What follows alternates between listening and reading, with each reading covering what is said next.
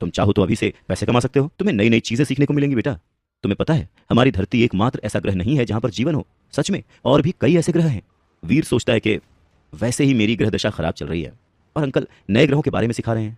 आखिर कैसे पीछा छुड़ाऊं मैं इस गले पड़ू अंकल से। अब वो समझ चुका है कि डॉक्टर खुराना से पीछा छुड़ाना इतना आसान नहीं था। इसीलिए उसने आसपास देखा और फिर अपना मोबाइल उठाकर पास रखे फिश बोल में डाल दिया। गुड़गुड़ करते मोबाइल के साथ डॉक्टर खुराना का होलोग्राम भी बंद हो गया। वीर ने अपने दोनों हाथों को ऐसे झटका जैसे कोई मुसीबत टल गई हो, पर आज फिर से वीर को मोबाइल टेबल लैंप के नीचे सुखाना पड़ेगा। दूसरे दिन दोस्तों की आवाज से वीर की नींद खुलती है और वीर को रियलाइज होता है कि वो आज फिर से कॉलेज के लिए लेट हो चुका है। फटाफट से तैयार होकर वो नीचे आता है। माँ रोज की तरह ब्रेकफास्ट लेकर खड़ी है, जो भागता हुआ वीर झट से उठाता है और आगे बढ़ जाता है। तभी मम्मी पीछे से आवाज देकर उसे रोकती है। वीर के पास ज्यादा समय नहीं है, पर वो रुकता है। बेटा, तुम्हारे पापा को गए हुए आज पूरा 1 साल हो गया है। माँ के मुंह से यह सुनकर वीर थोड़ा गंभीर हो जाता है। माँ आगे कहती है, मैं समझती हूं तुम अभी तक इस सदमे से बाहर नहीं निकले हो, पर बेटा पढ़ाई पर ध्यान नहीं दोगे तो तुम्हारी मुसीबतें और बढ़ सकती हैं। आखिर तुम्हें ही इस घर का सहारा बनना है बेटा। ये सब सुनकर वीर बहुत इरिटेट होता है, पर हाँ में सर हिला देता है। तभी माँ अपने हाथ में दबाए 500 के 2 नोट निकालकर वीर के हाथ में रखते हुए ये कहती है कि वो जाके कॉम्प्लीमेंट्री का एग्जाम दे दे ताकि उसका साल खराब ना हो, और वो पीछे पलटकर चली जाती है। ये सुनकर वीर हक्का बक्का रह जाता है।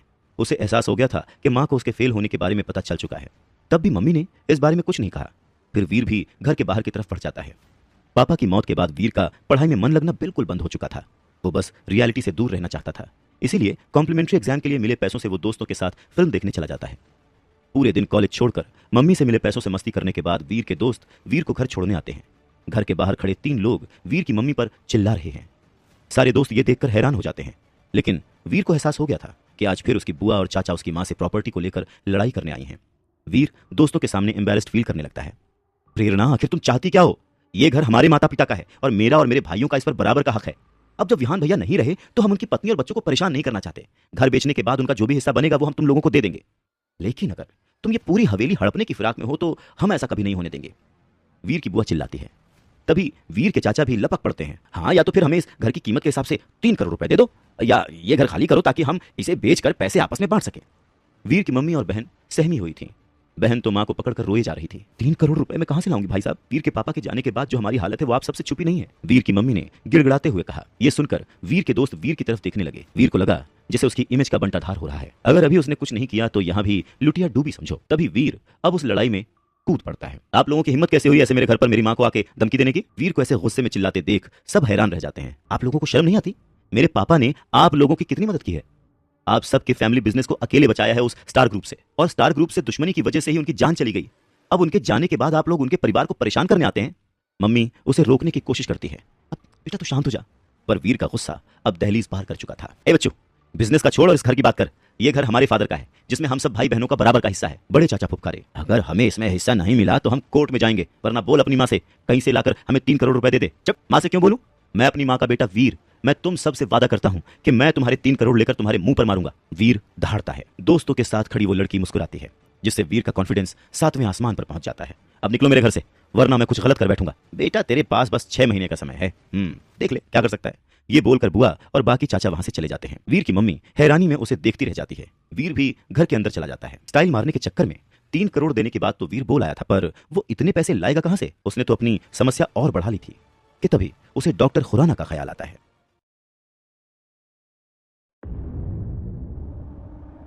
3 करोड़ जुटाने की चिंता में वीर अपने कमरे में चहलकदमी कर रहा था। तभी उसके दिमाग में आइडिया आता है। खुराना अंकल।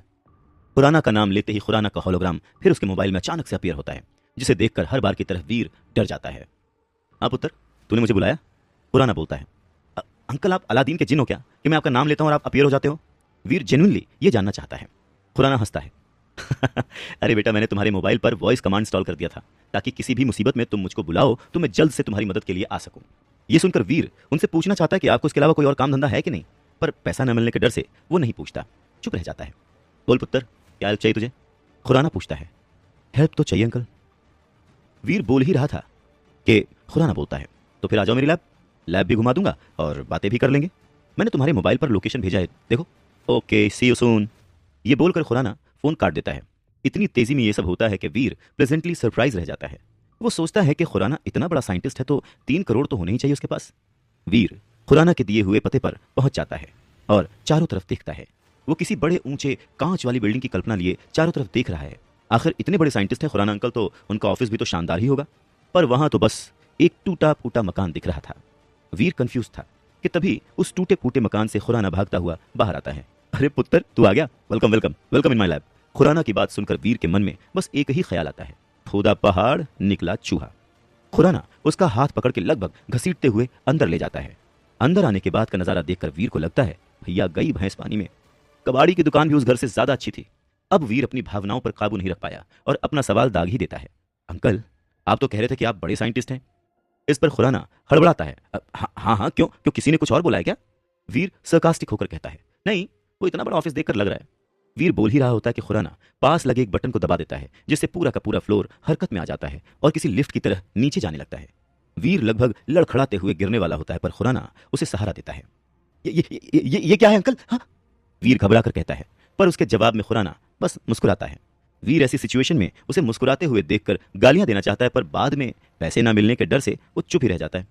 अब वो लिफ्ट रुकती है और एक दरवाजा खुलता है। एक तेज सफेद रोशनी से वीर की आंखें चुंधिया जाती हैं और वो अपनी आंखें मींचने लगता है। उन मींची हुई आंखों से वो जो देखता है तो बस उन्हें देखता ही रह जाता है।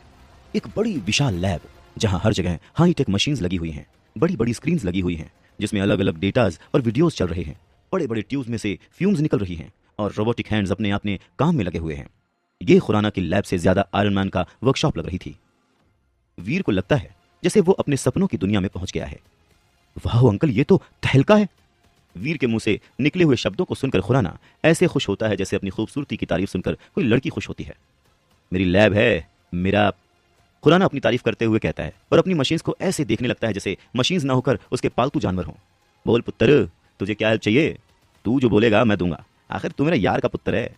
खुराना बड़े प्यार से वीर को पूछता है। वीर भी इतनी फ्रीडम पाके धड़ल्ले से बोल देता है, अंकल 3 करोड़ रुपए चाहिए। ये सुनते ही खुराना अपनी ही मशीन्स पर फिसलते हुए नीचे गिरते गिरते बचता है और खुद को संभालते हुए हैरानी से पूछता है, 3 करोड़? हाँ अंकल, आप तो दे ही सकते हो, वीर पूछता है। खुराना अब खुद को स्ट्रेट करते हुए सीरियस होकर वीर को समझाता है, देख पुत्र, ये सब जो तू देख रहा है ना, ये मेरा पर्सनल नहीं है, ये सब सरकार ने दिया है। उसके बाद वो रुआंसा होकर कहता है, 3 करोड़ तो मैंने अपनी पूरी लाइफ में नहीं देखे हैं, तो तुझे कैसे दे दूं? खुराना की ऐसी दयनीय हालत देखकर वीर को और गुस्सा आ रहा होता है। मतलब आप मेरी मदद नहीं कर सकते? कर सकता हूं और करूंगा पुत्र, करूंगा ना। तू चाहे तो मैं इस लैब में तुझे जॉब दे दूंगा, 20,000 सैलरी भी दिलवा दूंगा। सच्ची 20,000 सैलरी। मैथ्स में वीर ज्यादा अच्छा नहीं था, पर वो अपने मोबाइल को निकालकर कैलकुलेट करता है और पता है कि 20,000 मंथली सैलरी में तो उसे 3 करोड़ जुटाने में 125 साल लग जाएंगे। अरे अंकल, इतने दिनों में तो मेरे पोते भी बूढ़े हो जाएंगे, फिर पैसों का क्या करूंगा? खुराना मजबूर है और वीर गुस्सा। वीर वहां से जाने ही वाला होता है कि उसकी नजर एक लाल रंग के टेलीफोन बूथ पर पड़ती है, जो लकड़ी का लग रहा था। वीर हैरान होता है कि इतने हाईटेक लैब में ये पुराने जमाने का टेलीफोन बूथ क्या कर रहा है। वो अपनी जिज्ञासा को शांत करने के लिए खुराना से उस बूथ के बारे में पूछता है। सवाल सुनकर खुराना की मानो आंखें चमक जाती हैं और जैसे 5th क्लास का बच्चा पोम सुनाता है, वैसे ही खुराना उस बूथ के बारे में वीर को बताने लग जाता है। वीर, ये तो सभी जानते हैं कि पूरे यूनिवर्स में पृथ्वी ऐसा प्लेनेट है जहां पर जीवन पाया जाता है। हालांकि पिछले कुछ सालों में साइंटिस्ट को पृथ्वी जैसे ही कुछ ऐसे प्लैनेट्स का पता चला है जहां पर साइंस ऑफ लाइफ पाए गए हैं।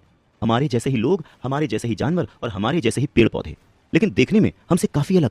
आम भाषा में ऐसे लोगों को हम एलियंस यानी कि दूसरी दुनिया के लोग कहते हैं। डॉक्टर खुराना वीर को समझाते हुए कहते हैं और वीर उनकी बात को समझने की कोशिश करता है। एलियंस? जैसे पीके मूवी में आमिर खान था? पर अंकल, ऐसे लोग तो बस फिल्मों और किस्से कहानियों में ही होते हैं ना। मेरा मतलब है कि असल जिंदगी में मैंने तो आज तक कोई भी एलियन नहीं देखा।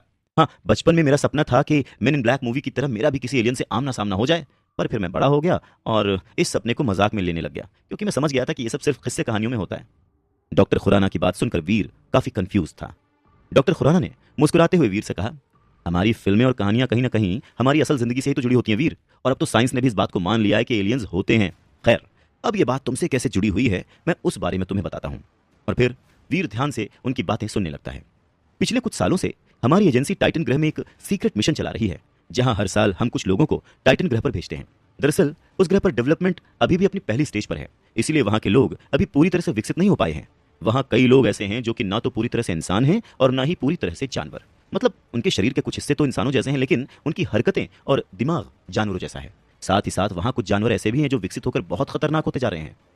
इस तरह के लोग और जानवर उस ग्रह के उन लोगों के लिए खतरा हैं जो पूरी तरह डेवलप हो चुके हैं और जिनकी इंटेलिजेंस भी हम जैसी ही है, लेकिन उन लोगों के साथ साथ ऐसे जानवर और लोग हमारी पृथ्वी के लिए भी खतरा बन सकते हैं।